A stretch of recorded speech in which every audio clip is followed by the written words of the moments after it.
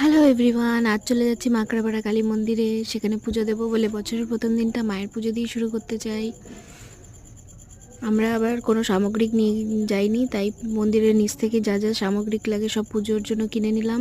কিনে নিয়ে লাইনে দাঁড়িয়ে পড়েছি, বিশাল লম্বা লাইন, প্রায় 1 ঘন্টা লাইনে দাঁড়িয়ে থেকে আমরা পুজো দিলাম। অবশ্য হবেই, কেননা বছরের প্রথম দিন সবাই মায়ের কাছে আসে।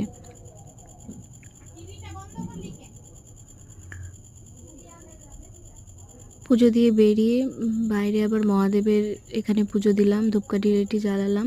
ভিতরে কোনো রকমের ফটোগ্রাফি ভিডিওগ্রাফি অ্যালাউ নেই, তাই আর তেমন কোনো নিতে পারিনি। বাইরে থেকে যা ছবি তোলার তুলে নিয়েছি। এই জায়গাটা এত সুন্দর, এত ভালো লাগে আমার, মানে কি বলবো, মন ভরে গেল একেবারে। খুব সুন্দর একটা জায়গা। তোমরা কে কে গেছো আমাকে জানাবা। আর যদি কেউ না গিয়ে থাকো তাহলে একবার গিয়ে ঘুরে এসো, খুব ভালো একটা জায়গা।